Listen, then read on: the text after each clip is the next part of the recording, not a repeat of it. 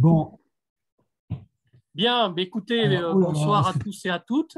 Donc, je passe tout de suite la parole à Max et Marie, qui nous ont fait le plaisir de nous proposer d'organiser cette rencontre, justement, dans le cadre de paroles de créateurs et d'écrivains et d'artistes. Et donc, Marie, Max, à vous. bon alors Christian, bonsoir. Bonsoir. Voilà, je vais tenter de te présenter sans te brutaliser, on va dire. Bon,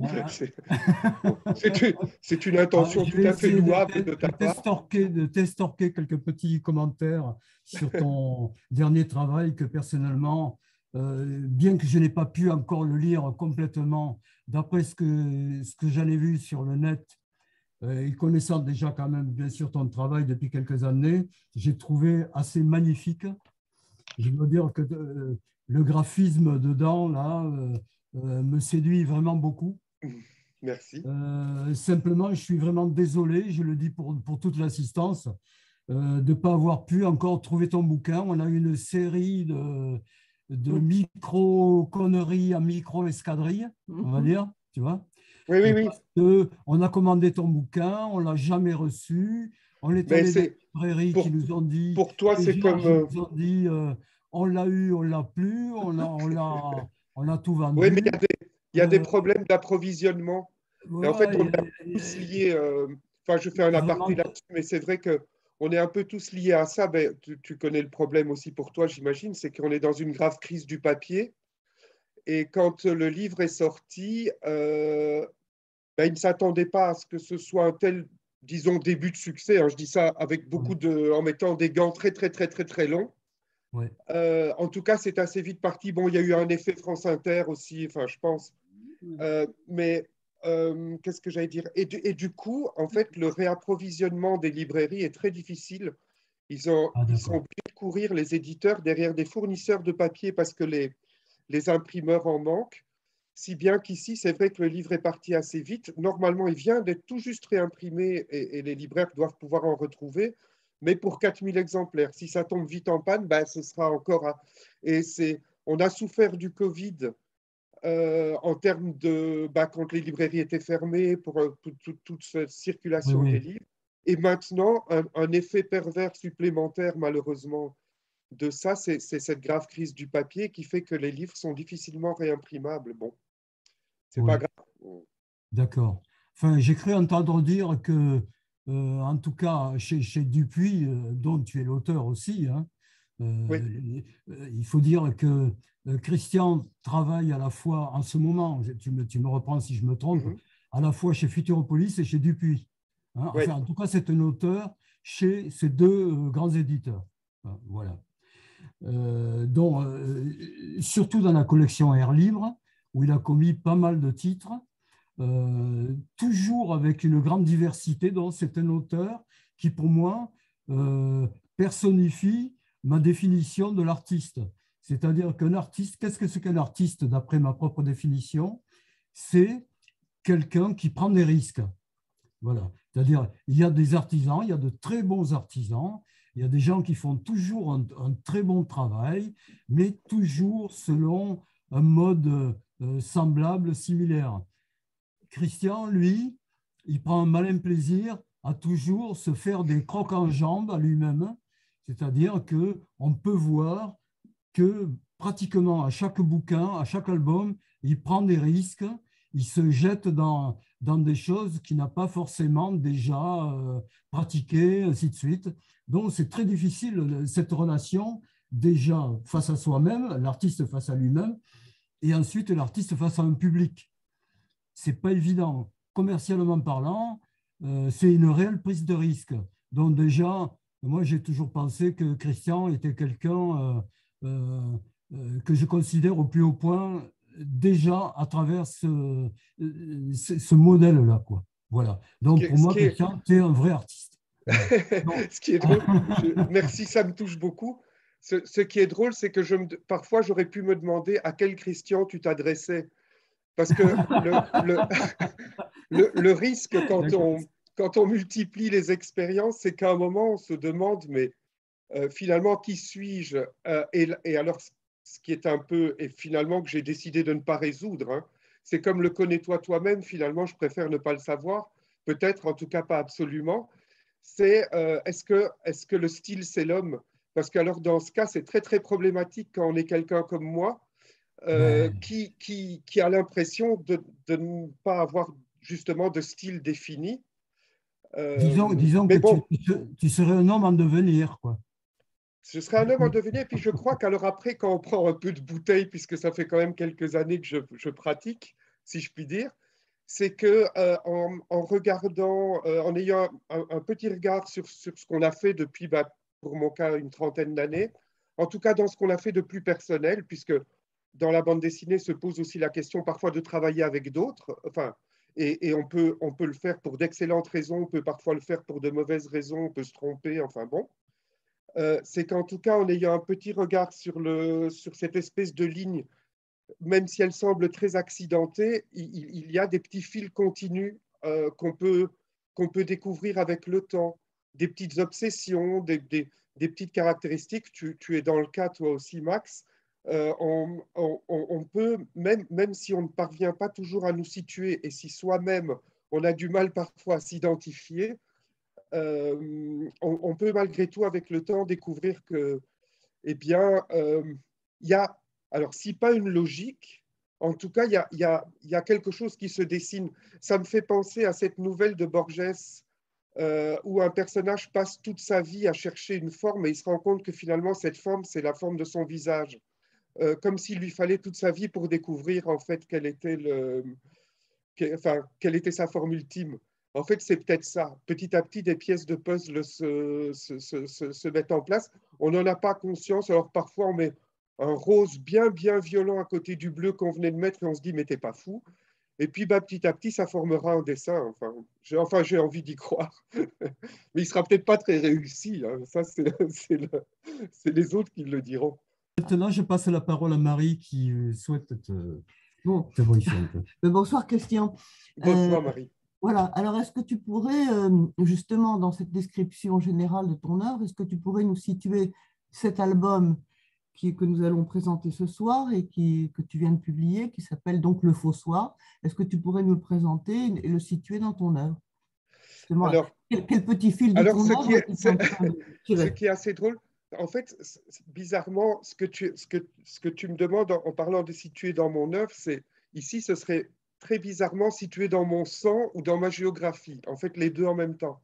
Enfin, je vais dire pourquoi. Ça peut sembler très anecdotique, mais il se fait que donc je suis d'origine bruxelloise.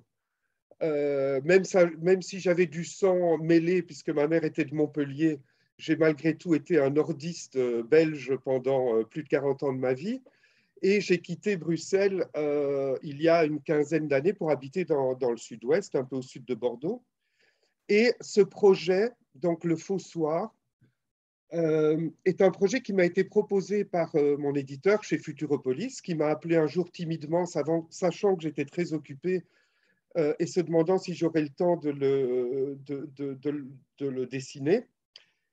Et en fait, tout de suite, mon enthousiasme s'est montré explosif, parce que c'est pour ça que je parlais de sang et de géographie. Ça m'a directement ramené à Bruxelles, et j'allais dire à la belgitude globalement, c'est-à-dire d'une certaine façon à une certaine forme de farfelu. On va vite comprendre pourquoi. Donc cette histoire de Faux Soir, c'est comment faire du rire une arme. Et je trouvais qu'il y avait quelque chose de typiquement, enfin moi ce que j'avais connu, si je puis dire, de Bruxelles, c'est-à-dire cette façon, à un moment que le rire sur soi et le rire sur l'autre, enfin sur l'autre, ici en l'occurrence ça va être au détriment de l'autre, deviennent quelque chose de très important. Donc je vais le dire en quelques mots, l'histoire du Faux Soir, le livre s'appelle Le Faux Soir tout simplement parce que c'est une histoire qui a trait au journal national belge principal qui s'appelle Le Soir. On pourrait dire un peu l'équivalent du Monde, entre guillemets, en France. Le Soir existe depuis plus d'une centaine d'années et il a d'ailleurs comme caractéristique, toujours aujourd'hui, d'appartenir à la même famille Alors, le nom a changé parce que depuis le dernier, même déjà l'avant-dernier directeur, sont des gens qui sont arrivés à la tête par union, j'allais dire, du mariage. Et ils ont épousé des femmes de cette famille qui s'appelle la famille Rossel, qui est la famille fondatrice du journal Le Soir. Donc maintenant, ça ne s'appelle plus Rossel, mais le nouveau patron est toujours marié à une Rossel. Et ce journal, comme beaucoup de journaux pendant la guerre, quand les Allemands ont envahi la Belgique, ils sont allés voir le Soir et ils leur ont dit, grossièrement, soit vous collaborez, soit vous partez. Ils ont été plus subtils que ça au départ parce qu'ils savaient que le Soir, en fait, ils cherchaient vraiment un journal de grande audience pour pouvoir avoir vraiment la plus grande audience possible auprès de la population belge. Et donc, ils ont proposé au départ assez subtilement de juste placer un rédacteur en chef à eux, en disant à la famille Rossel, ne vous inquiétez pas, on met juste un rédacteur en chef, tous vos journalistes restent sur place, auront toute liberté, ils sont un petit peu surveillés bien sûr par notre rédacteur, mais enfin bon. Mais la famille Rossel s'est montrée très intransigeante et finalement, non seulement donc les patrons eux-mêmes ont démissionné, mais tous les journalistes du journal. La grande qualité, d'ailleurs, ici je parle de choses qu'on ne raconte pas dans le livre parce que autant rajouter des petits éléments, j'allais dire ce soir, puisqu'on parle entre nous, qui sont un petit peu extérieurs à ce qu'on raconte exactement. La famille Rossel, qui était donc relativement fortunée, a eu l'élégance pendant la guerre de soutenir financièrement ces journalistes démissionnaires qui sont partis vivre dans la clandestinité. Et donc, les Allemands ont placé à la tête du Soir leurs hommes et, comme journalistes, des collaborateurs ou, disons, des profiteurs, des gens qui profitaient de la situation, qui n'étaient peut-être pas fondamentalement collaborateurs pro-nazis, mais en tout cas, voilà, parfois des gens frustrés, ça on l'explique un peu dans le livre, un peu comme partout, des gens frustrés qui ont profité de l'occasion pour trouver cette place-là. Et c'est ce qu'on a appelé donc le Soir volé par les Allemands, ou embauché, pris par les Boches. Ça, on était en 40. En 43, en novembre 43, quelques résistants ont l'idée, et le principal d'entre eux s'appelait Marc Aubrion, et il avait pris comme surnom, puisque chacun avait un surnom de résistant et de clandestin, avait pris comme surnom Yvon. Ce Yvon ou Marc Aubrion a l'idée pour fêter les 25 ans de la défaite allemande en novembre 18, on est en novembre 43, de faire un faux soir à l'identique anti-allemand. Un pamphlet total. D'ailleurs, petite anecdote, enfin petit aparté, une chose qui était assez drôle, c'est que très vite dans les discussions, ils vont se rendre compte que publier un faux soir le 11 novembre 43, ça n'est pas possible parce que le 11 novembre est jour férié et le soir ne paraît pas le jour férié. Donc, ce qui est rigolo, c'est que les Allemands qui occupaient la Belgique depuis 3 ans avaient laissé comme jour férié ce jour qui, quand même, était le symbole de leur défaite 25 ans plus tôt. Bon, c'est comme ça. Donc, en fait, ils se disent, on va essayer de faire vraiment un faux soir. Donc, le soir était bien. Je vous le montre, puisque dans le livre, on en a mis un fac-similé. Voilà ce qu'a été ce faux soir. J'espère pouvoir vous le montrer assez bien. Donc, voilà, ça c'est l'exemplaire du faux soir qui est glissé dans le livre, puisque donc, en fait, je pourrais expliquer, mais donc c'était juste un recto verso, vous voyez. Il y avait une mini bande dessinée, d'ailleurs en un script, qui était de temps en temps Tintin. Ça a fait scandale, hein, puisque Tintin a été publié dans le Soir allemand. C'était juste un recto verso comme celui-là. Et ils ont eu l'idée de publier ce faux soir. Donc, au départ, idéalement, c'était le 11 novembre. J'ai expliqué pourquoi ça n'était pas possible. Le 10, ils se sont dit, bon, on va le faire le 10. Le 10 était un mercredi. Le mercredi, c'était 2 fois ce recto verso. Comme ils avaient très peu de temps, ça demandait un énorme travail presque impossible pour rédiger des articles en suffisance. Et aussi, ça doublait l'argent qu'il fallait pour trouver du papier. Je parlais de la crise du papier aujourd'hui, mais à l'époque, bien sûr, pendant la guerre, extrêmement difficile, très coûteux de trouver du papier. Il a fallu trouver tout un financement et des filières pour trouver du papier. Donc finalement, ils l'ont sorti, enfin, ils se sont fixés sur le 9 novembre 1943. Et alors, une chose que j'ai trouvée très... alors, c'est idiot, hein, quand je dis belge, ne croyez pas que je dis ça par espèce de nationalisme exacerbé, ce serait absurde. C'est simplement parce que je retrouve un esprit comme ça, particulier, qui est celui, disons, de prendre les blagues au sérieux. C'est-à-dire que faire une blague à ce point va demander un travail extrêmement minutieux. Il faut aller voler aux imprimeries du soir allemand, la typo, pour avoir la maquette exacte qui reproduise à l'identique le journal. Il faut trouver le papier. Ils vont trouver une juge qui a de l'entre-gens et qui peut trouver le financement. Voilà, il y a toute cette organisation-là. Il faut trouver bien sûr un imprimeur clandestin. Et enfin, il va falloir pouvoir distribuer ce journal dans tous les kiosques. On tire quand même 50 000 exemplaires. À l'époque, le soir se vend encore chaque jour à 250-300 000 exemplaires, parce que dedans, il y a toutes les infos qui concernent les tickets de rationnement, les choses comme ça. Donc, c'est un journal qui est très, très lu. Donc, ils vont en tirer 50 000 exemplaires, les planquer dans des arrière-salles de café, etc. Et le jour même, il va falloir pouvoir les distribuer en kiosque, au nez et à la barbe des Allemands, et sans que personne n'y voie quoi que ce soit. Voilà. Et donc, c'est toute cette histoire-là qu'on raconte, cette aventure-là, qui est finalement le fait de faire un acte de résistance qui n'est pas celui de plastiquer un train ou d'assassiner, de tuer un général allemand ou même une troupe ou n'importe, qui est un pur acte un peu farfelu, mais qui finalement a un sens complètement fou, parce que humilier l'occupant en se moquant de lui a quelque chose d'une efficacité qui est terrible. Parce que donc, l'idée, c'est quand même de faire lire ce journal par toute la population avec l'idée que ça fasse rire tout le monde. Donc, au début, ils vont se demander est-ce que les gens vont bien réagir, etc.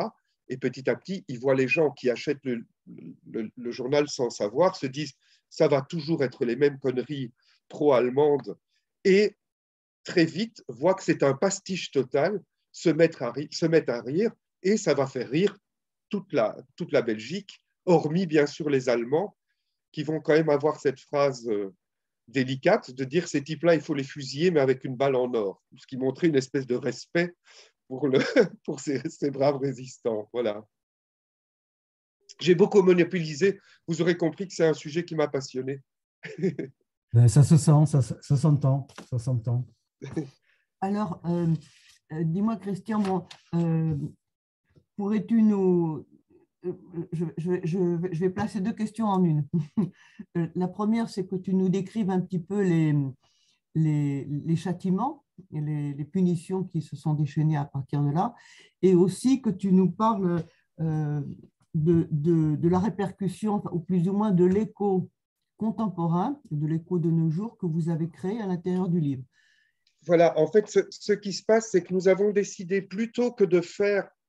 Donc, vous verrez, je ne sais pas si on va bien le voir ici, mais vous verrez que le livre est en quelque sorte en deux périodes. Ici, ce que je montre, c'est un style assez léger, assez lâché et en couleur.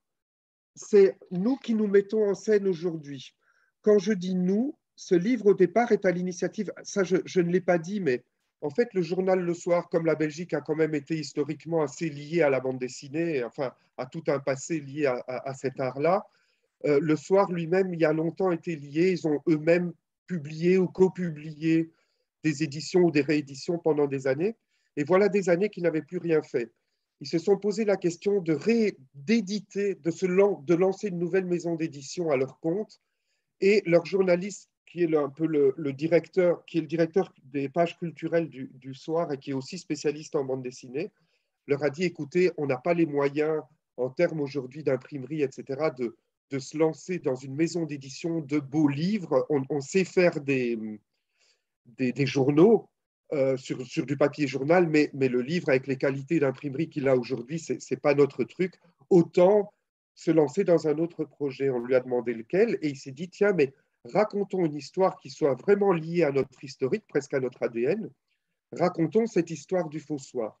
Ce journaliste s'appelle Daniel Couvreur, et il en a parlé à l'éditeur de Futuropolis, Sébastien Gladig, et Sébastien lui a dit, magnifique histoire, la seule chose, c'est que toi, tu as tous les documents qu'il faut, tous les témoignages, on est tombé sur des témoignages magnifiques, hein, des journaux très personnels qu'ont écrit certains des personnages les plus importants de cette histoire-là, des choses qui n'avaient jamais été révélées. Et c'est très bien, tu as les sources, tu as le savoir, tu as tout ça, mais tu n'es pas un scénariste, tu n'es pas un raconteur d'histoire. Donc, il lui a associé un scénariste, Denis Lapierre, qui lui était rompu à ce métier-là, qui en fait depuis 40 ans. Et on a associé un dessinateur, donc moi en l'occurrence, au projet. Donc, nous nous mettons en scène. Là, on est dans les bureaux du soir, du soir tel qu'il est aujourd'hui. Et nous sommes tous les quatre, c'est-à-dire donc le journaliste Daniel, Denis le scénariste, moi-même et Sébastien, l'éditeur, qui enquêtons sur cette histoire-là. D'abord, j'allais dire bêtement, pour un processus scénaristique, c'est-à-dire ne pas tomber dans une simple narration, j'allais dire, la relation purement, platement historique, relatant les faits les uns après les autres, mais en animant ça aussi de notre propre émerveillement, de notre propre découverte de cette histoire petit à petit, de nous qui partons sur les traces de ces événements. On se met en scène, par exemple, devant ce qui est devenu un lycée aujourd'hui à Bruxelles, qui s'appelle le lycée d'Aschbeck. Et le lycée d'Aschbeck est le lieu qui abrita l'imprimerie clandestine qui a imprimé le Fossoir. Donc, il y a des lieux de mémoire qui sont encore là. Il y a une chose extraordinaire, c'est que géographiquement, tout se tient dans un mouchoir de poche. Vous avez le lieu de l'imprimerie clandestine. Il faut imaginer qu'il y a eu beaucoup de noblesse de cœur de la part de beaucoup de gens qui étaient parmi ces résistants, et notamment par rapport de la part de l'imprimeur clandestin, qui, ne voulant pas mouiller ses employés, avait dit « Je veux des hommes de votre réseau qui viennent m'aider et nous ferons ça de nuit. » À l'époque, il y a le couvre-feu qui tombe très tôt, donc les rues sont extrêmement noires, et lui fait ça clandestinement sur ses machines extrêmement bruyantes, etc. Donc, heureusement, c'était dans une arrière-cour, mais donc c'est quelque chose d'extrêmement risqué. Et donc, il y a son imprimerie qui est devenue donc ce lycée. Juste à côté, mais vraiment à 30 mètres, il y a un immense bâtiment des postes qui est occupé par la Gestapo. Et à 100 mètres de là, il y a l'atelier d'un peintre Navez, Léon Navez, qui est le personnage qui reçoit clandestinement, chez qui se passent toutes les réunions de ces 4-5 personnes qui sont le nœud du projet. Donc vraiment, tout se passe à très très peu géographiquement, c'est très proche. Et donc, pour continuer sur ce que tu dis, les répercussions que ça a sur notre époque, c'est que outre, donc ça ce sont les parties alors, si on pouvait, je ne sais pas, je pourrais faire un écran partagé, je vais essayer, hein, si ça ne marche pas, vous me direz, parce que je pourrais peut-être montrer les... attendez, l'animateur a désactivé le partage d'écran par les participants, donc Dominique, peut-être que c'est toi ou...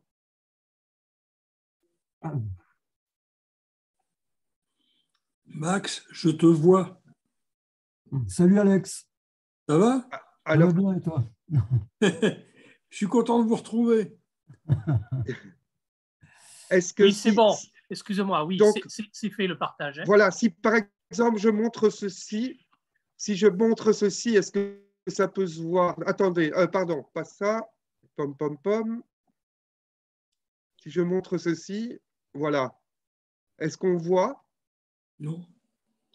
Il faut que tu ailles sur le document pour pouvoir le partager. Hein. Alors, attends. Chez moi, le son est très troublé. Est-ce qu'on voit mon écran? On te voit à Je toi. On te l'entends voit pas. bien. Pour l'instant, on ne voit pas ton écran. Ah, d'accord. Alors, je ne sais pas, c'est peut-être moi qui dois faire quelque chose. Attends. Hein. Vous cliquez sur écran partagé Enfin, et aller bon, chercher sinon, le sinon, document. je montrerai, c'est pas grave. Je me demande si tout simplement le… Est-ce que ton document est déjà ouvert? Oui, oui. Ah, attends, voilà. Je dois faire partager. OK, voilà. Je crois que ça devrait aller. Voilà. Ça se voit? Oui. Voilà. Donc, ça, c'était pour montrer un exemple. Il y a la partie historique qui est faite. En fait, on a choisi un système de narratif et esthétique, disons, qui est de fonctionner en 3 bandes. Alors, On a un écran noir. Ouais, moi, j'ai un écran noir. Oui, pareil. Alors, mais Ça y est, apparemment, c'est bon. ça trouble beaucoup. Moi, je ne vous entends plus. Dis-le, répète. Je crois que je vais arrêter ça parce que… C'est bon, on l'a, on l'a. On l'a, Christian, on l'a. Ah oui, OK. Alors, Merde. ah, ça va? Vous m'entendez? On t'entend, oui. OK.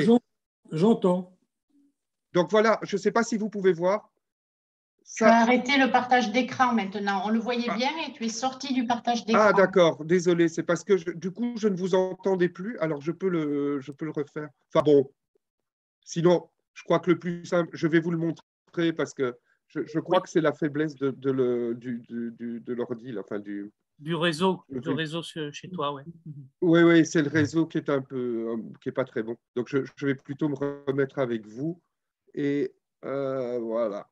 Alors, hop, voilà. Donc, je ne sais pas si vous voyez, mais donc, je vais trouver, voilà, pareil, enfin, c'est ce que j'ai essayé de montrer. Je ne sais pas, parce que je n'ai plus, alors maintenant, je n'ai même plus le… Attendez, hop. Est-ce que vous m'entendez toujours? Oui, On oui. t'entend et on voit. Et vous voyez, attendez, parce que je… Ah, voilà, attendez, voilà. Moi, je ne… Donc, voilà.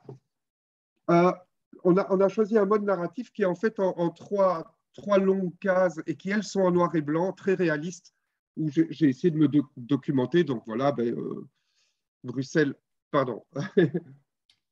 Bruxelles la nuit, le couvre-feu avec les Allemands qui passent dans la rue. Enfin bon. Très bien, très bien. On voit bien. On a essayé, donc, il y a 2 ambiances différentes, et nous qui nous montrons aujourd'hui avec une espèce, disons, de légèreté, et puis ce côté gris et très, très réaliste du passé.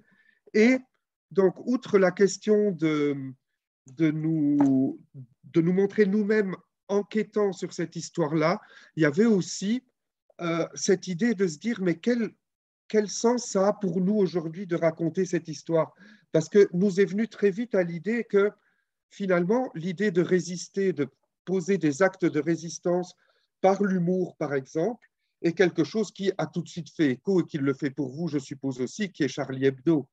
Le fait qu'ils aient perdu la vie, et même avant ça, qu'ils aient eu des procès, enfin bon, toutes sortes de choses, et le signe aussi de cet écho qu'on a aujourd'hui de qu'est-ce que c'est que résister par l'humour, l'humour comme arme de combat contre toute servitude, quelle qu'elle soit, ou simplement arme de débat aussi, enfin, possibilité de débat.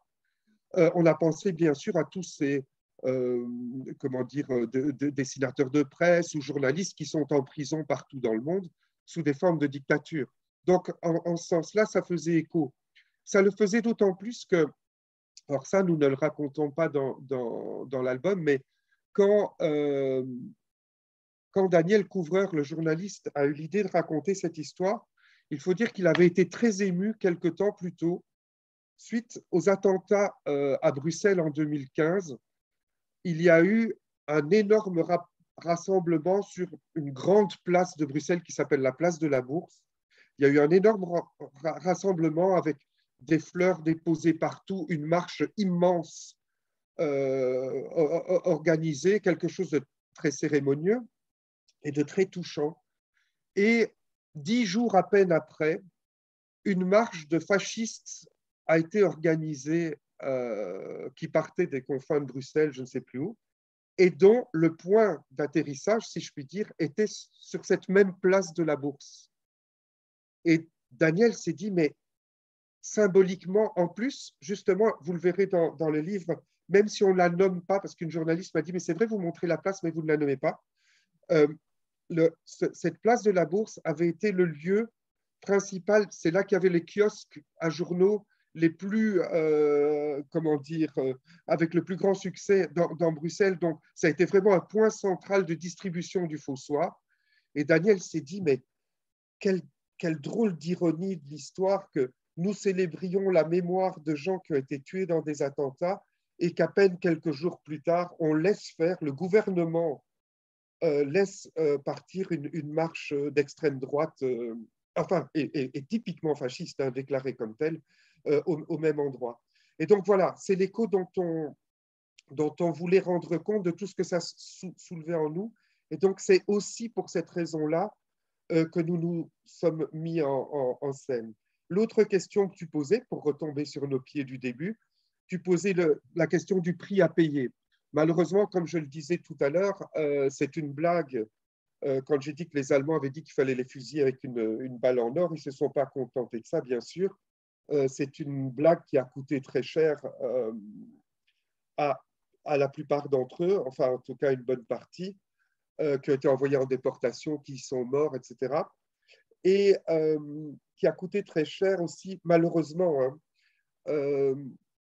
C'est là que les accidents de l'histoire font que ces gens ont pu se montrer les plus sérieux, les plus scrupuleux pour que leur coup réussisse. Et c'était des gens qui connaissaient très bien leur métier. Il se fait qu'on reconnaissait, je ne sais pas si c'est toujours le cas, l'imprimerie où avaient pu être imprimés des journaux à la petite dentelure qu'il y avait et qui était reconnaissable sur les bords du papier. Et donc, eux le savaient et ils avaient vraiment massicoté, donc ils avaient vraiment découpé toutes les pages des 50 000 exemplaires du journal pour qu'on ne puisse pas reconnaître l'imprimerie d'où ça venait. Malheureusement, 2 ou 3 exemplaires anciens ont été retrouvés par les Allemands, qui devaient être sans doute des exemplaires d'essais. Au début, quand ils ont fait leurs premiers essais, ils ont dû sans doute les laisser traîner quelque part et finalement, ça a été découvert 6 mois plus tard. Alors là, nous sommes arrivés du coup, narrativement, à un moment qui, j'avoue, m'a beaucoup touché.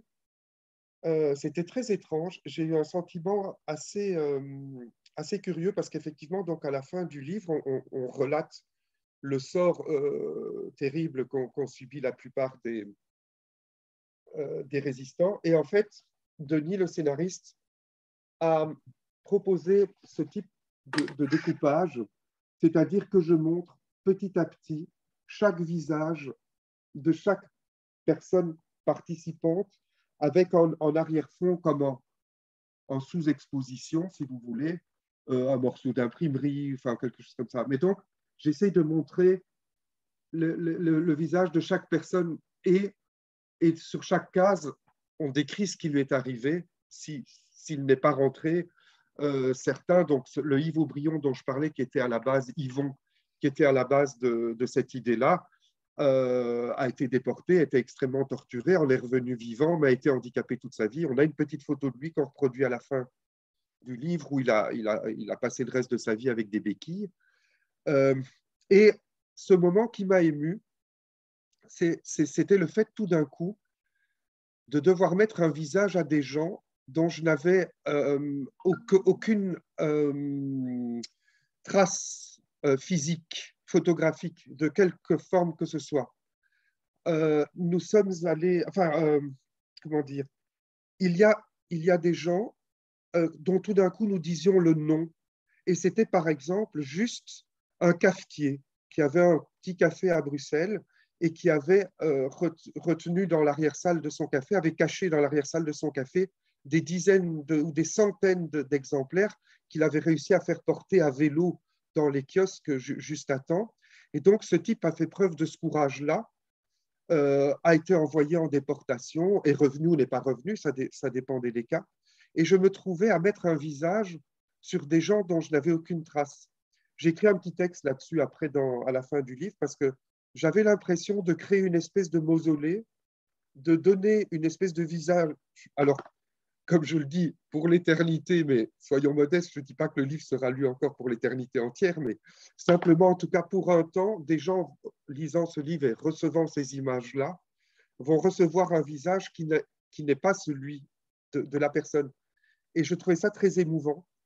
Et cette émotion m'a fait écrire donc ce texte à la fin du livre et a eu une répercussion tout à fait inattendue pour moi assez récemment. C'est que j'ai été dédicacer le livre à Bruxelles et est venue chez moi, enfin est venue à cette séance de dédicace une dame avec sa fille et qui m'a dit voilà, je suis la petite fille de, et donc elle me cite la personne, Paul, qui est un type qui a été déporté et est mort en déportation. En fait, c'est la personne qui avait imprimé un bandeau parce qu'ils avaient, comme ils voulaient paraître, qu'on ne les repère pas du tout à l'avance, comme ils étaient obligés de distribuer ce faussoir un petit quart d'heure avant la distribution officielle, ils avaient peur que les kiosquiers ou n'importe qui se rendent compte de quelque chose, enfin se méfient. Et donc, ils avaient mis un bandeau autour sur lequel ils marquaient en raison d'une panne de l'imprimerie, les journaux viendront différemment ou un truc comme ça. Et le monsieur qui avait imprimé ce bandeau-là a été déporté et mort en déportation. Et donc, une dame vient l'autre jour et me dit « Je suis la petite fille de Petit Paul. Voici une photo de mon grand-père. » Et elle n'avait pas encore lu le livre, donc elle ne savait pas mon émotion d'avoir donné un autre visage à son grand-père. Elle venait de l'acheter là sur place, mais elle avait entendu parler de cette dédicace, et donc elle est venue pour me rencontrer à cause de ça. Et elle me dit, voilà, c'est une photo que je viens de retrouver chez une grande-tante, parce que donc ma mère elle-même, donc la fille de Petit Paul, ma mère elle-même n'avait que 2 ans quand il est mort en déportation. Elle était l'avant-dernière fille d'une fratrie de 8 enfants. Et après, sa mère s'est remariée. Enfin, cette dame s'est remariée avec en plus une autre forme de résistance, si on veut, avec un soldat anglais qui était venu délivrer la Belgique. Et donc, la famille avait vécu dans le fantôme de ce père et grand-père disparus en déportation très jeunes et les 108 enfants, quoi. Et là, elle avait pu, mais très récemment, retrouver la seule photo, le seul visage qu'on lui connaissait, voilà, chez une grande-tante. Et donc, j'ai pu enfin voir ce visage qui était extrêmement différent, bien sûr, de celui que j'avais imaginé. Voilà. Donc, c'était quelque chose d'assez touchant.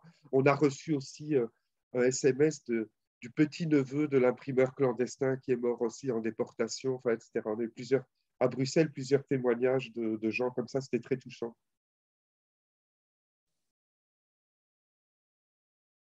Je fais une pause parce que je dois être fatigant à la fin. Excusez-moi. Pas du tout, c'est très intéressant, au contraire. Merci. Alors, moi, il y avait une question, mais bon, tu en as déjà un peu parlé quand même, c'est-à-dire que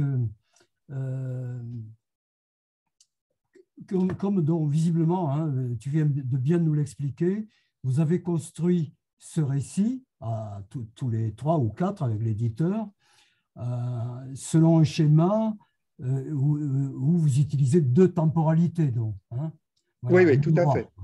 Donc, il y a l'époque des fêtes, oui. Et ensuite, je présume, comme encore une fois, je n'ai pas vraiment lu le bouquin, je n'ai plus que le feuilleté quelques pages, il y a l'époque des fêtes, donc, et en miroir, il y a vos commentaires d'auteurs d'aujourd'hui. Oui.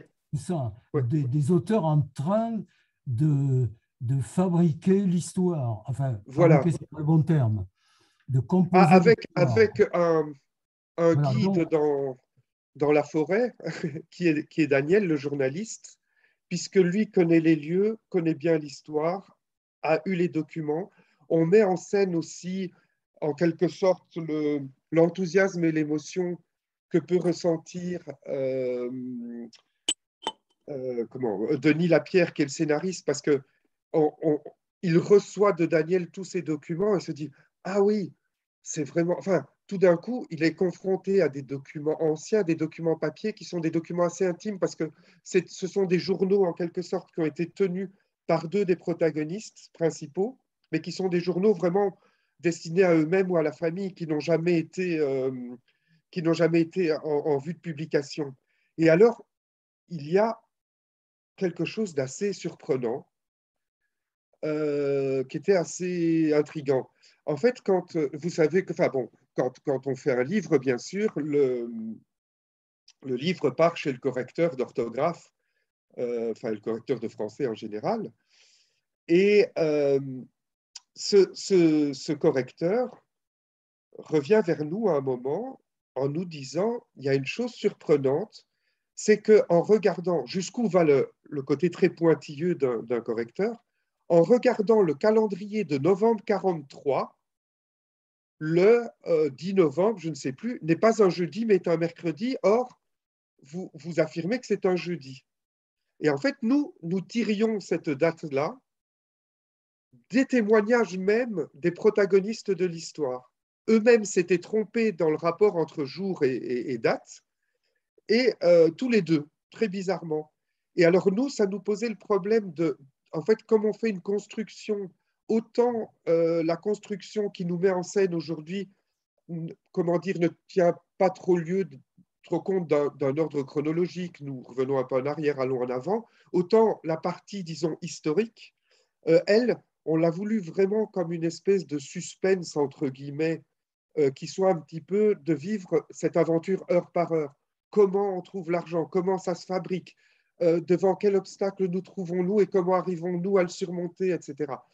Et c'est pour ça aussi, d'ailleurs, je trouvais ça assez judicieux, je peux le dire parce que ce n'est pas du tout mon idée, c'est celle du scénariste, l'idée de faire le passé en 3 bandes comme ça, je trouvais que ça, enfin, j'y ai trouvé un intérêt qui était à la fois, bizarrement, ça donne une espèce comme de continuité de l'espace, comme si on était dans un, comment dire, comme au cinéma, comme si on était, enfin, pas tout à fait dans un plan séquence, mais qu'il y avait comme une espèce comme ça de défilement, si on veut. Et en même temps, du coup, c'est un rapport pour moi avec le temps, c'est qu'on est dans une lecture assez continue. C'est pas heurté par des cases de tailles différentes, par tout d'un coup une très grande case, puis deux petites, etc. Au contraire, la temporalité, elle est extrêmement fluide, comme si on suivait au jour le jour ou heure par heure les événements qui s'y passent.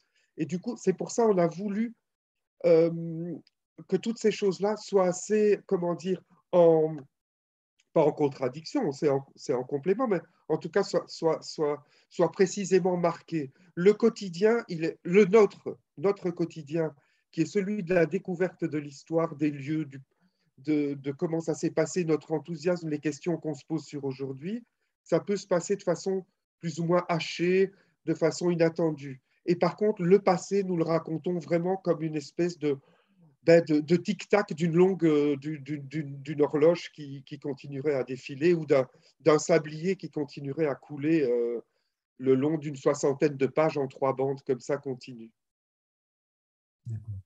Et Christian, comment vous avez trouvé cette résonance avec aujourd'hui sur la notion de résistance? Comment c'est venu ça? Parce que je suppose qu'au départ, c'était pas prévu. Vous parliez du Fossoir au départ. Oui, sauf que comme je l'ai dit tout à l'heure, il y avait eu au départ un petit peu cette façon, cette résonance, et c'était parti d'une forme de résonance puisque Daniel avait été un peu choqué de ce paradoxe entre l'émotion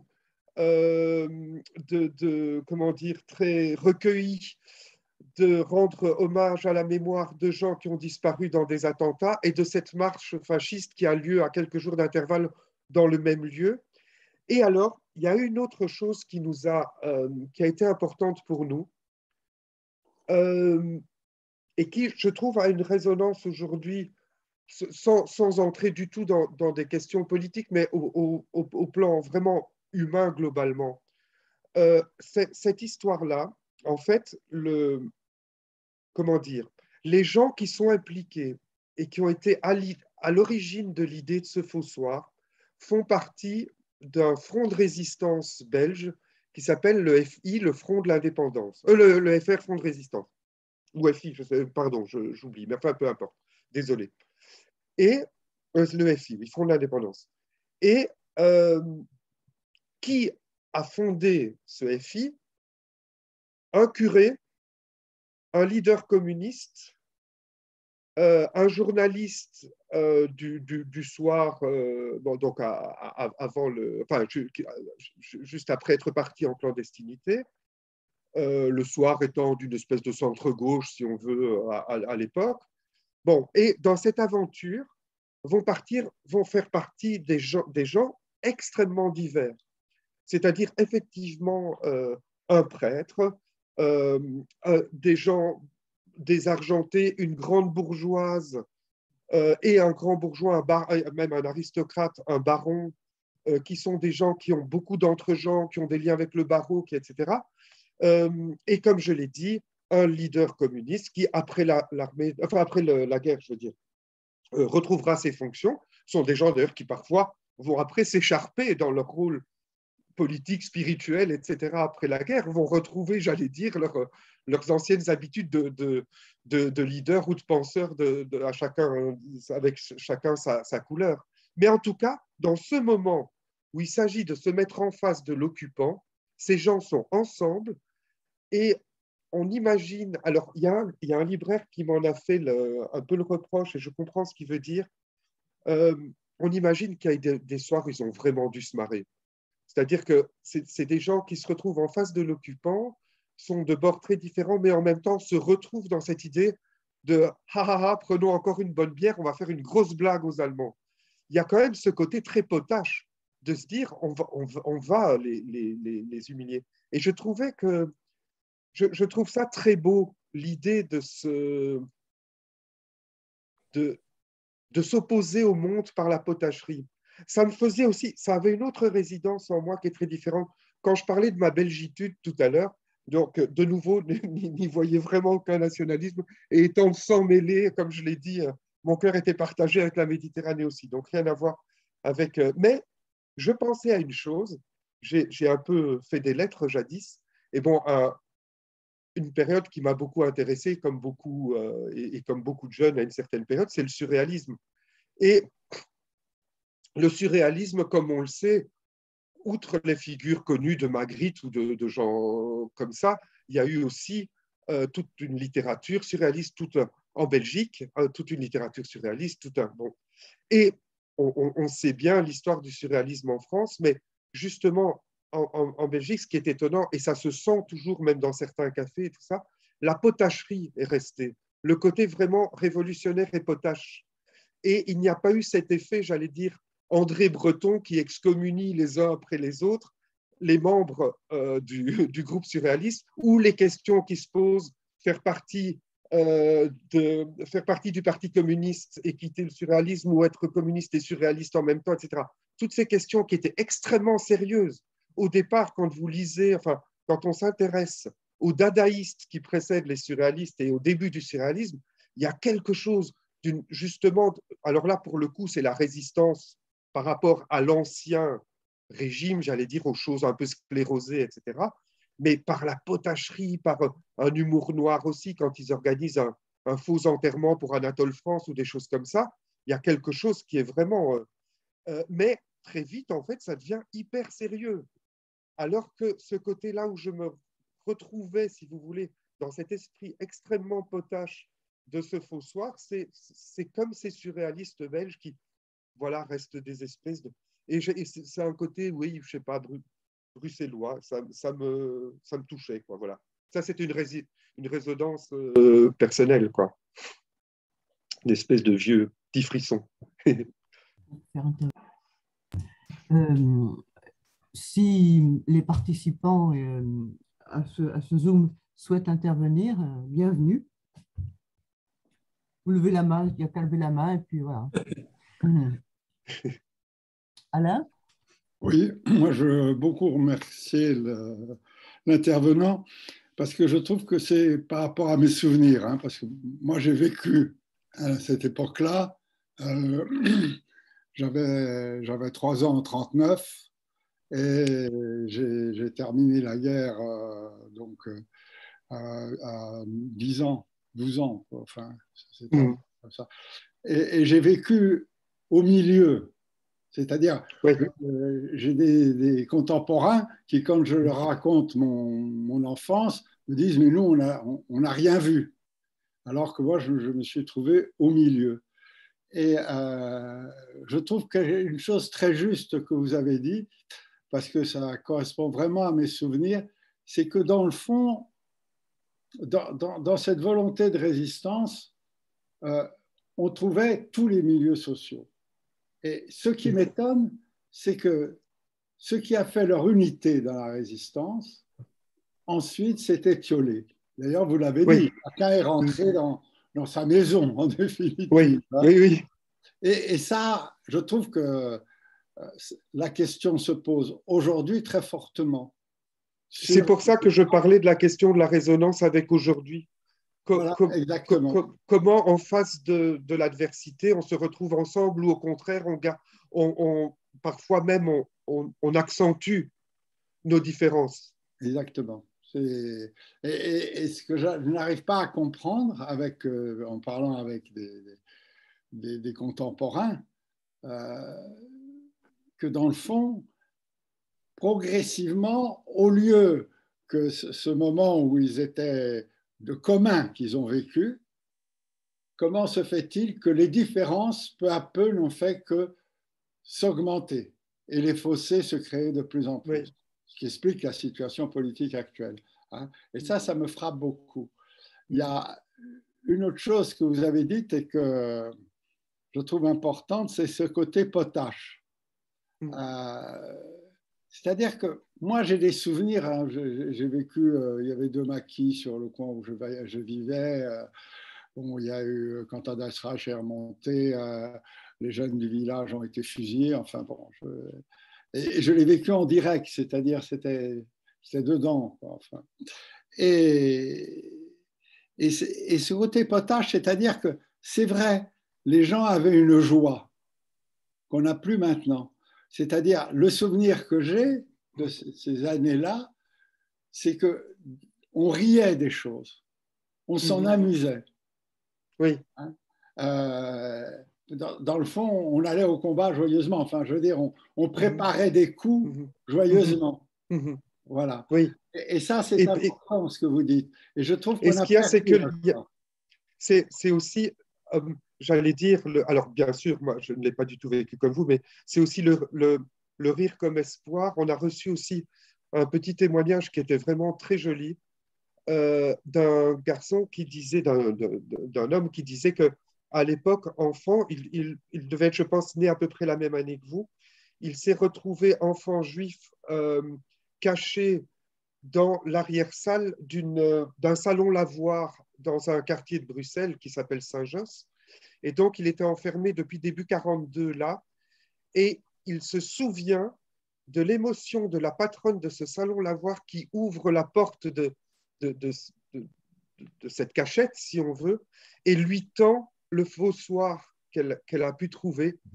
Et le rire que chez lui, tout d'un coup, quelque chose entre dans cet espace de réclusion qui est du rire. Et c'était très touchant. Il nous a envoyé ça sur Twitter. C'était vraiment très bouleversant. Merci beaucoup. Mais moi, je vous remercie pour autre chose. Je ne sais pas si vous vous souvenez, mais vous êtes venu à mon petit ciné-club de Pujol-sur-Ciron parler de 400 coups. Ah bon? C'était génial. Donc, un prêté pour un rendu. Ah, tu l'as reconnu? Ah, commencez.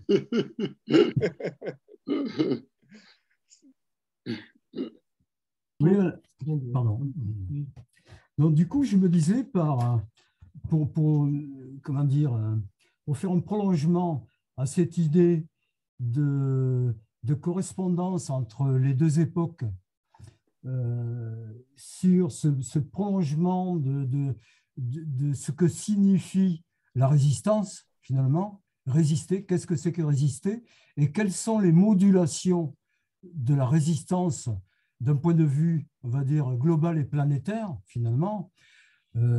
D'ailleurs, on a vraiment le sentiment en ce moment, je pense qu'il est avéré, que beaucoup de notre vie est faite en ce moment, planétairement parlant, de résistance. Il y a beaucoup de sujets de résistance, voilà, en ce moment. Donc, je me disais qu'il y aurait quelque chose d'intéressant à creuser d'après cette idée que vous avez eue, vous, les 4 compères, là, à essayer de répertorier finalement, de faire une espèce de liste la plus exhaustive possible de tous les moyens de résistance qui seraient non violents. Mhm. Ce qui est le cas. Oui, oui. C'est ça qui rajoute à l'aspect singulier de ton thème, quoi. C'est-à-dire… C'est une des choses qui m'a touché, c'est que en fait, il y a une chose assez étrange finalement, enfin, qui peut sembler paradoxale, mais que je trouvais touchante, c'est que un acte comme celui-là, donc comme tu le dis, il est sans un coup de feu tiré, il est non violent totalement, en fait, a une répercussion sur l'occupant entier. On peut faire toute une série d'actes qui, en s'additionnant, bien sûr, forment une très grande résistance. Faire dérailler un train par-ci, enlever quelqu'un par là, ou assassiner telle personne, ou n'importe quoi.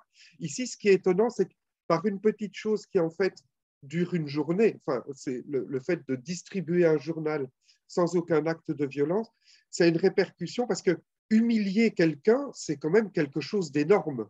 Ouais, quand on est l'occupant, de se sentir tout d'un coup humilié et de voir qu'autour de vous, quand vous êtes dans la ville, les gens rient sous cape en se retournant vers vous, ça a quelque chose d'une efficacité qui est extraordinaire. Et il y a comme ça, en fait, c'est une des choses à laquelle je n'avais pas songé, qui m'a sauté à l'oreille et aux yeux quand on m'a raconté l'histoire, c'est comment quelque chose qui peut sembler presque, entre guillemets, anodin, cette blague peut avoir des répercussions qui, en une fois, comme une traînée de poudre comme ça, crée quelque chose, a un impact qui est très, très fort. C'est ce qu'on raconte aussi dans le livre, c'est que très vite, c'est arrivé aux oreilles d'Hitler lui-même et de Churchill. Et Churchill a vite envoyé un mot pour dire il faut recommencer. Et je ne sais pas pourquoi ça n'a pas marché. Il y a eu une tentative à Lyon. Alors, je ne sais pas si elle a été jusqu'au bout, si elle a été avortée avant, mais qui n'a pas du tout donné le même résultat. Mais effectivement, il y a toute forme de résistance qu'on pourrait trouver. On a tous plus ou moins voyagé une fois ou l'autre dans des pays. Moi, j'ai été reçu parfois comme auteur de bande dessinée dans des pays où des gens venaient me parler parce qu'eux risquaient la prison à faire leur métier. Alors que chez moi, c'est quand même, disons, en grande partie assez confortable. Mais effectivement, il y a toutes sortes et parmi d'autres moyens, bien sûr. Ce qui est peut-être parfois difficile, c'est de trouver, comme on le disait tout à l'heure, peut-être une unité suffisante entre des gens pour que cette unité ait un impact aussi grand. Il y a comme des espèces de structures qui se font parfois entre des gens très différents, mais dont on a l'impression que ce sont des impacts plic-ploc, plus ou moins. Je ne sais pas à quoi c'est dû, et puis je dis ça en pensant tout haut, et je pense peut-être pas assez, mais voilà. Je peux dire un mot? Dominique voulait poser une question d'abord et toi ensuite. Tu voulais poser une question, Dominique? Non? Merde, je préfère la poser, mais plus tard, parce que ce qui se passe là est tout à fait passionnant et ça n'a rien à voir en fait avec le sujet qui est en train de s'échanger. Bon, allez, vas-y alors, Alex. Et je voulais juste faire une observation. Je n'ai pas lu l'album, mais je vais aller l'acheter puisque j'ai pas mal de bouquins à aller acheter chez ma libraire préférée à Cavaillon. Mais ce genre de sujet me fait dire que la bande dessinée est en train de prendre enfin, mais à un certain moment chez certains auteurs, en train de prendre enfin une dimension sérieuse. Je veux dire par là que la bande dessinée s'occupe de sujets qui avant n'étaient traités que par des livres, par des récits, comment dirais-je, documentés par des gens très doctes, des universitaires. Et là, la bande dessinée qui est passée pendant des années pour un sous-genre qui s'adressait qu'à des mal-comprenants ou à des dégénérés, est en train de montrer sa vraie dimension, celle qui indique que quand on s'empare de sujets hauts et de sujets intéressants, de sujets importants, on peut aussi les traiter et les raconter par la bande dessinée, qui est un médium qui n'atteint peut-être pas la littérature, qui n'atteint peut-être pas au cinéma ou ce que vous voulez, mais qui a sa place pour raconter des sujets très importants et très intéressants. Et n'oublions pas, là j'ouvre une très légère parenthèse, c'est que dans les années 1890-1900, le cinéma était une attraction d'arrière-salle de bistrot pour gens qu'on considérait incultes, sans instruction. Et on a vu ce que c'est devenu quand des auteurs se sont emparés de ce médium pour raconter de belles histoires. Il y a un mot qui m'a interpellé, c'est le mot résistance. On n'est pas à la même époque, on n'est pas en occupation brutale, primaire et brutale, on est dans une occupation différente. C'est l'occupation des esprits par les médias qui appartiennent de plus en plus à des groupes privés, des groupes de milliardaires en contravention totale avec les ordonnances de septembre 1944, en France en tout cas. Et la résistance, à mon sens, hein, elle sera pas... Elle n'est pas armée, on ne va pas aller assassiner un ponte de la presse. Non, moi je pense que la résistance qu'on a à faire, c'est d'abord, ouvrir les yeux, être lucide et ne pas se laisser aller au consentement. Parce que ce qui est recherché à l'heure actuelle par les médias qui appartiennent à un système, etc., je ne vais pas développer là-dessus, c'est obtenir le consentement il n'y a pas d'autre solution, il n'y a pas d'autre voie possible. Alors moi, je crois qu'il y a des voies possibles et qu'on pourra y arriver comment dirais-je, non pas en enseignant, j'aime pas le mot parce que je me prends ni pour un prophète, ni pour comment dirais-je, un penseur, mais en montrant les choses, en disant, ouais, on vous manipule, on vous dit des choses. Par exemple, j'ai entendu ce matin une émission à France Inter, non, c'est sur France Culture, pardon, à propos du Brésil et de la Hongrie. 80% des médias dans ces pays appartiennent à des amis du pouvoir qui balancent des tonnes de fake news, d'informations fausses à longueur de journée pour modeler le cerveau, ce que les curés appelaient dans le temps la cire molle. Bon, et moi je crois que la forme de résistance, c'est faire le travail comme ça, de raconter des choses historiques sérieusement, mais d'une manière assez légère, parce que pour tout, la bande dessinée, c'est quand même très léger, même si ça demande beaucoup de travail, et en essayant de dessiller les yeux des gens. Je me prends pas, je répète, ni pour un prophète, ni pour un penseur, ni pour un meneur, mais je pense que chacun, à sa place, peut, en traitant sérieusement des sujets hauts, je répète, arriver à cela. Moi, en tout cas, et après j'en termine, parce que je ne vais pas raconter ma vie non plus, j'ai eu ce sentiment quand je suis allé à l'Assemblée nationale pour faire le bouquin Le député, où j'ai eu la chance de visiter toute l'Assemblée nationale en compagnie de Jean-Louis Debré, qui est un formidable guide qui connaît tout l'Assemblée, qui a un cabot incroyable, mais passionnant. Et j'ai eu, comme j'ai déjà expliqué à Max, j'ai reçu le poids de l'histoire sur moi. Je me suis dit, tiens, après tout, le bouquin de 150 pages qui raconte la vie d'un député, ça ne va pas être totalement inutile. Voilà, c'est tout ce que je voulais dire. En tout cas, merci, bravo pour ton travail. Et dès demain, je vais aller lâcher le bouquin. Tu as appelé la vente à Cavaillon. Ah, mais je pense qu'il est épuisé à Cavaillon, on m'a dit. Mais il va revenir. Il va revenir. Je me renseigne bien parce que j'ai de la famille à Uzès. Mais c'est le Gard, hein, c'est pas le Vaucluse. Ah oui, c'est pas le Vaucluse. Oui, pardon, c'est vrai, ça fait pas. Dominique, tu voulais parler? Non, ce qui est bien en plus, c'est que ça, au moins la bande dessinée, en plus, séduit de plus en plus de gens qui ont autorité.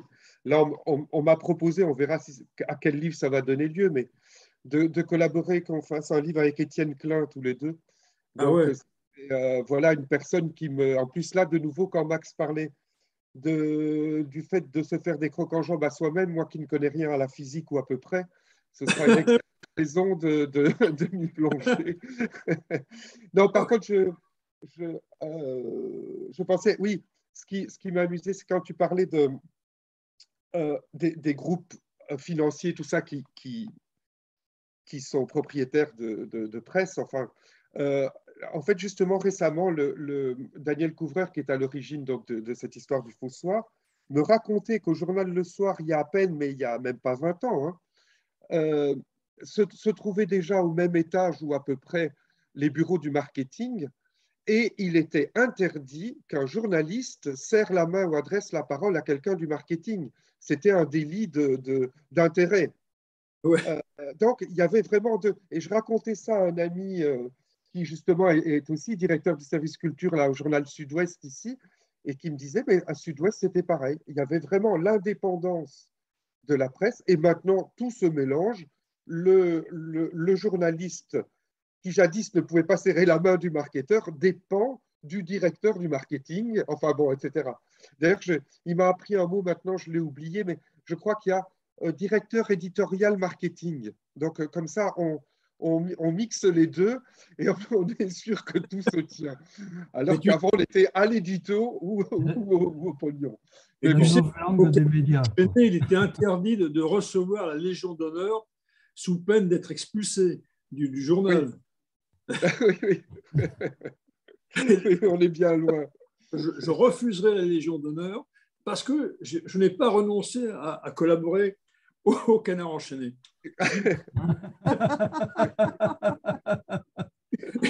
Et personne ne me l'a proposé. Hein. Ok. Dominique?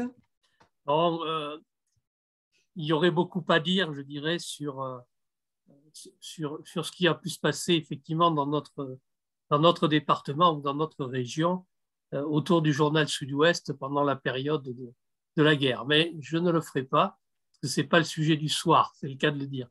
Non, je voulais, tu vois, je suis un béotien hein, en matière de bande dessinée, même si mon entrée en littérature s'est faite non pas par la BD, mais par les comics. Vous voyez, une autre forme, je dirais, de... Mais bon, ça, c'est une autre histoire. Je me posais la question de savoir comment vous avez pu passer, je dirais, de... Alors, je ne connais pas votre œuvre, hein, donc je n'ai fait que voir quelques couvertures des ouvrages que vous avez commis. Et donc, j'ai vu que vous aviez réinvesti la figure de Spirou. Alors, Oui. c'est quoi qui vous a mené à ça? Non, c'est ça, très anecdotique, ça n'a rien à voir avec... Non, mais c'est intéressant. Enfin, c'est intéressant. Peut-être que ça n'intéressera que moi.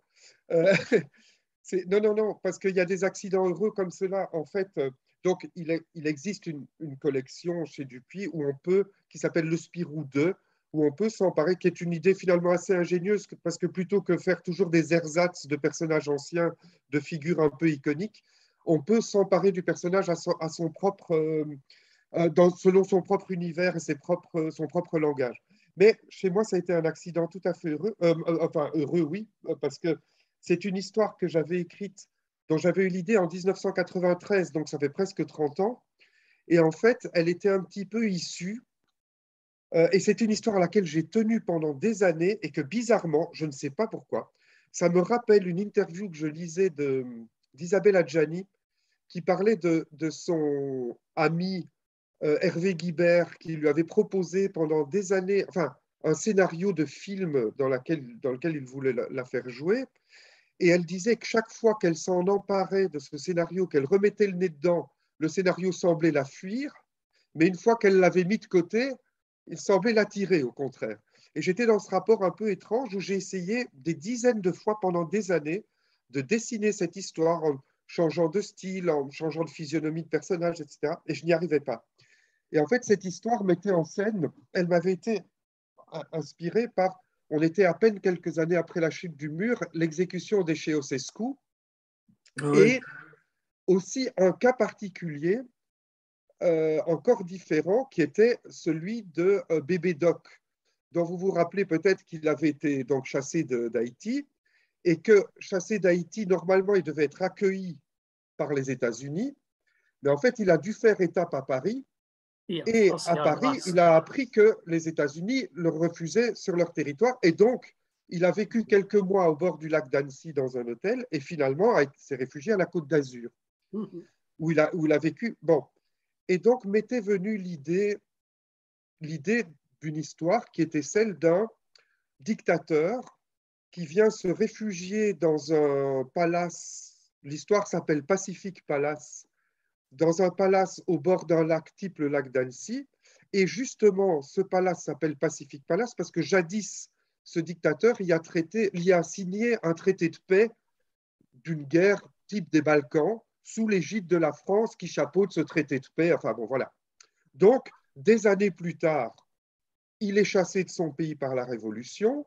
Il vient se réfugier dans ce palace français dans lequel il a signé ce traité jadis, et la France ne sait pas quoi en faire. Dans le pays des droits de l'homme, est-ce bien naturel de le garder, en plus en le nourrissant avec les deniers de l'État français, ou faut-il le chasser? Mais il sait des choses, ou en tout cas, il y a eu des accords pendant des années entre lui et le gouvernement français qui ne sont pas toujours très jolis. Donc, on essaye de trouver une manière voilà, de s'en sortir, si je puis dire. Je ne dirais pas la résolution de l'histoire. Et je ne parvenais donc pas à dessiner. Et donc, le personnage principal de cette histoire travaille dans l'hôtel. L'hôtel a été vidé, bien sûr, de tous les occupants, de tous les clients, et on n'a gardé que quelques personnes triées sur le volet du personnel qui assistent dans la nuit, dans les couloirs, aux tractations entre le ministre français et ce dictateur et son personnel. Et le jeune homme qui est le héros de l'histoire tombe amoureux en plus de la fille du dictateur. Et pendant des années, donc je n'arrive pas à dessiner cette histoire, et un jour je me dis, mais bon sang, un type qui travaille dans un hôtel, c'est peut-être bêtement un groom, et groom égale Spirou, donc Spirou, il existe cette collection, le Spirou 2, et là tout se déclenche, mais non pas parce que c'est Spirou, mais même si vous connaissez peu la bande dessinée, peut-être savez-vous que Spirou est toujours accompagné d'un acolyte qui s'appelle Fantasio. Et ce Fantasio, dans la série classique des Spirou, il est journaliste. Donc moi, je me dis, en fonction de l'histoire que je suis en train de raconter, ce Fantasio, je ne peux pas le garder dans sa fonction habituelle parce qu'un journaliste enfermé dans l'hôtel où on est en train de faire des tractations secrètes avec un dictateur déchu, ça n'a pas de sens. Donc, il faut que je trouve une autre fonction à Fantasio. Et je me dis, mais en fait, on pourrait imaginer qu'il a été viré de son journal et que Spirou a réussi lui-même à le faire engager comme groom lui aussi. Et donc, tous les deux ont le même costume, sont deux espèces de Laurel et Hardy, si vous voulez, groom, avec leurs personnalités très opposées. Et en fait, c'est ce qui a déclenché complètement, finalement, pour moi, l'histoire, c'est que c'est ce qui me manquait, c'est d'avoir deux visions dans l'histoire. Et en fait, vous verrez, pour ceux qui ont le grand courage de lire un jour ce livre, qu'à la fin de l'histoire, ils assistent tous les deux, Spirou et Fantasio, à sa résolution, mais ils n'ont pas du tout le même regard, l'un et l'autre, sur le même événement auquel ils assistent. Et Spirou, qui lui sait la vérité, Fantasio en fait n'y voit qu'un leurre, Spirou ne pourra jamais dire cette vérité à son ami. Et là, ça a tout déclenché parce que ça a complexifié de beaucoup l'histoire qui, pour moi, était au départ trop linéaire et trop simpliste. Voilà. Donc, j'ai été un peu long pour répondre à cette petite... mais comme quoi, d'où viennent des idées et comment arrivent-elles parfois à se résoudre, c'est assez étrange. Passionnant. Je ne l'ai pas lu. Oui, dis ça, non. Mais du coup, ça fait un Spirou très atypique parce que beaucoup plus adulte, entre guillemets, ou en tout cas avec des préoccupations un peu plus, disons, ado-adulte qu'enfantine. Et vous en avez commis d'autres, je dirais, comme ce type de subversion? Non, alors de subversion comme ça, non. Par contre, ce qui est amusant, c'est de suivre les mouvements de la vie parfois. Je pense par exemple à... Non, et puis alors, il y a des expériences qui sont extraordinaires, mais bon, Max pourrait tout autant parler de ce type d'expérience qu'on peut avoir. J'ai fait un livre donc, qui est celui-ci, qui s'appelle Un enchantement, donc une nuit magique au Louvre. En fait, je vais vous raconter une anecdote assez rigolote sur ce livre. Donc, ça fait partie d'une collection qui s'appelle Futuropolis le Louvre, parce que c'est une association entre l'éditeur Futuropolis et le musée du Louvre. Donc, le principe, c'est qu'on demande à un auteur de raconter une histoire dont la seule obligation est qu'elle se passe ou au Louvre ou est un lien avec le musée du Louvre. Ce qui était un luxe extraordinaire, c'est que du coup, pour la réaliser, j'ai eu un badge qui m'a permis pendant 2 ans d'aller au Louvre quand je le voulais, mais surtout, et ça n'est plus le cas aujourd'hui, j'ai appris, mais là c'était un luxe magnifique, c'est que je pouvais y aller les jours de fermeture, donc notamment le mardi, jour de fermeture. Et donc j'y étais plusieurs fois le mardi, et alors être seul ou quasiment, on découvre des métiers assez rigolos avec les types qui sont en rappel pour nettoyer les statues antiques, un Titien magnifique au sol qu'on vient de désencadrer, qui traîne presque à moitié roulé. Enfin bon, c'était vraiment très, très touchant.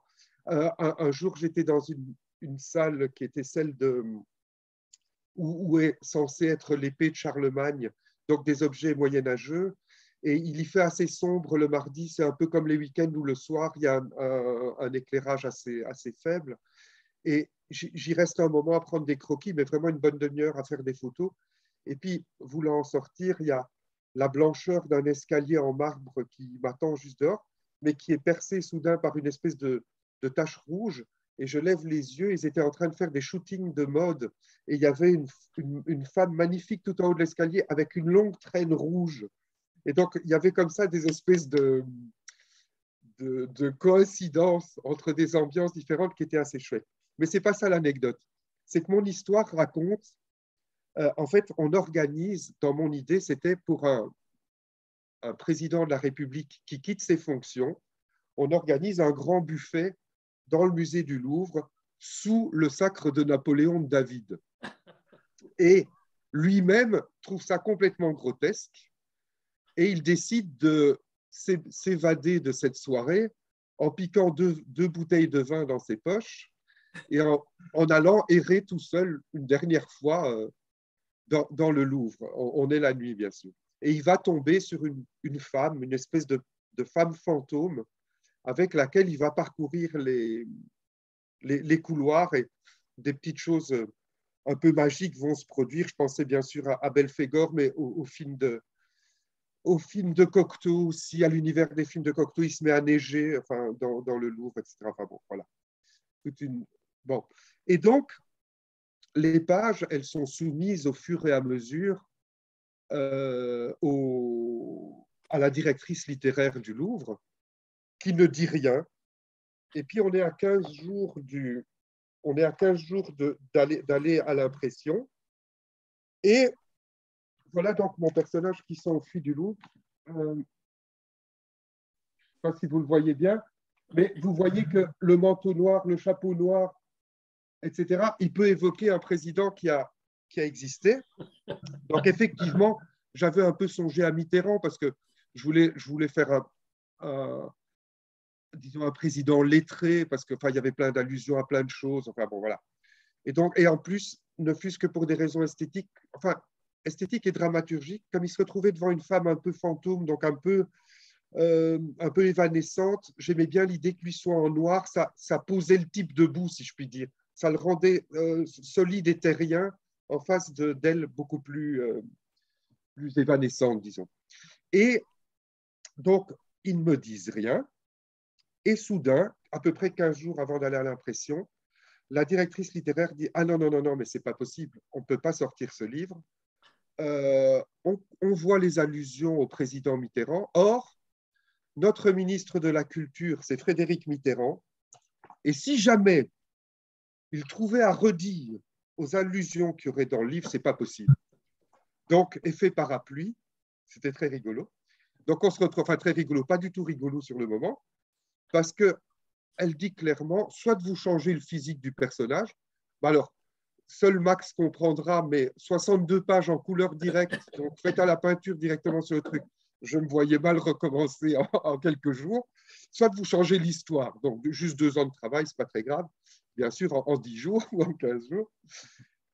Et donc, finalement, comme quoi, parfois, il ne faut pas grand-chose, on discute entre nous avec l'éditeur et tout ça de Futuropolis, et finalement, la solution qu'on trouve, c'est de retirer toute allusion au fait que c'est un homme politique.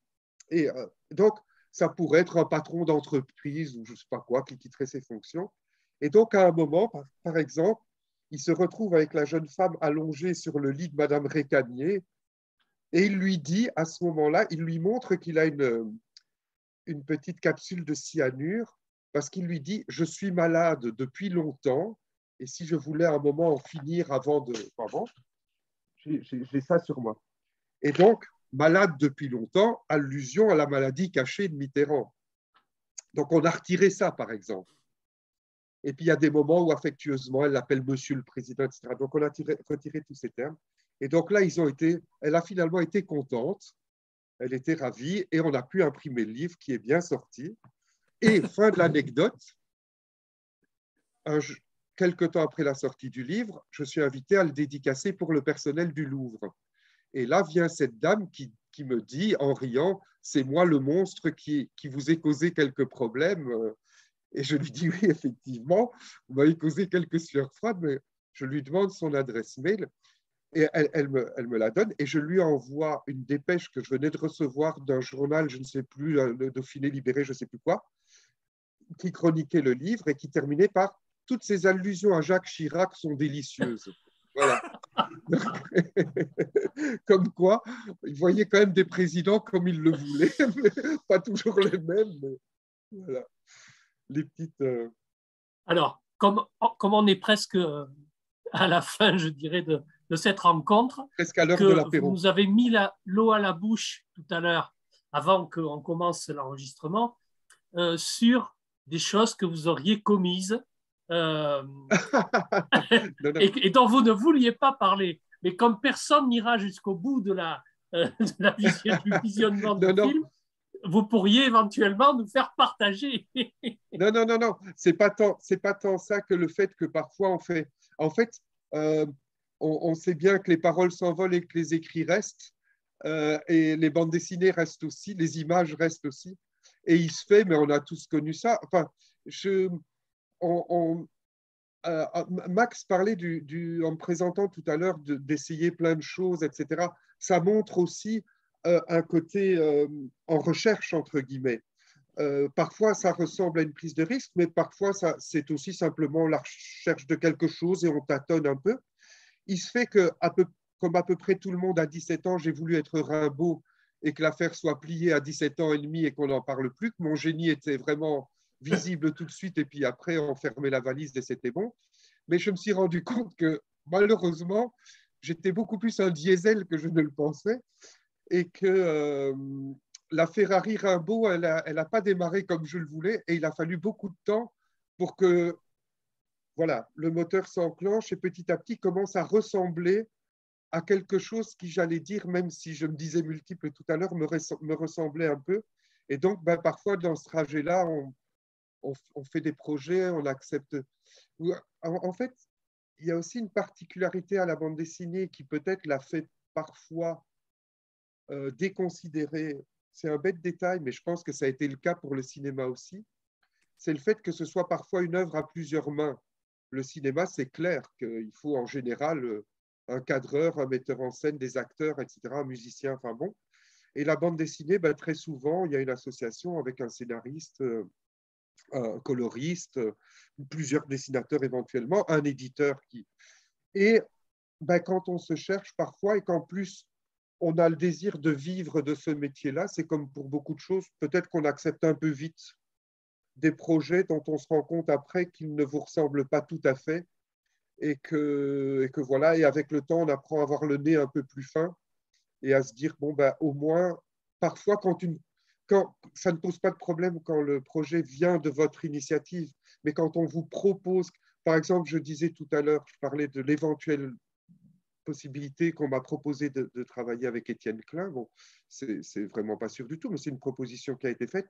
J'ai tourné autour de l'idée et aujourd'hui, je me donne ce luxe de tourner autour d'une idée qui jadis, peut-être, m'aurait fait dire oui tout de suite par, voilà, je sais pas, en me disant, ah oui, tiens, une belle opportunité.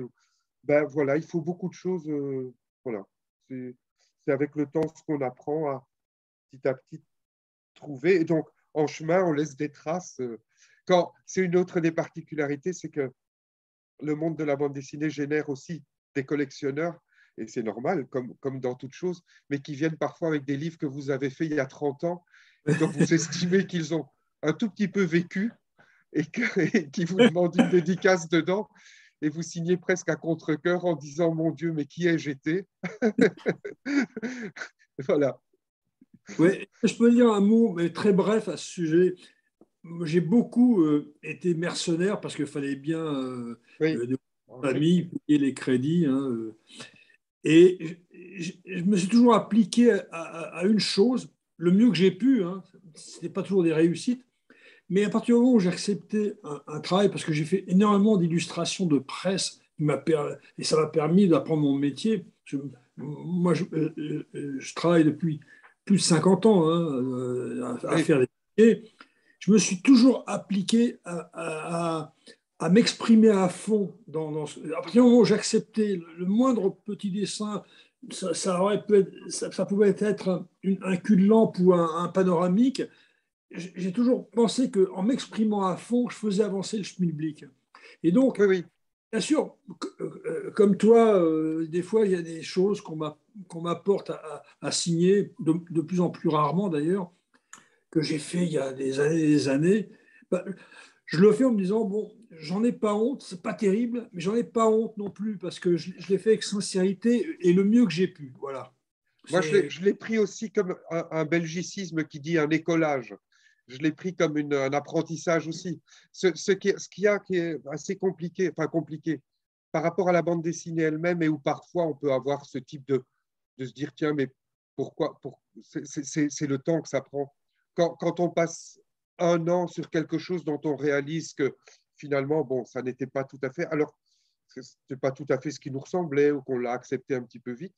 Ce qui est, voilà, avec mon côté optimiste, c'est de toute façon de me dire que c'était aussi une façon d'apprendre le métier et de ce que sont certaines, comment dire, exigences très pragmatiques parfois. Hein, voilà, et ça, c'est très, très bien. Donc, non, pas de regret. Hein.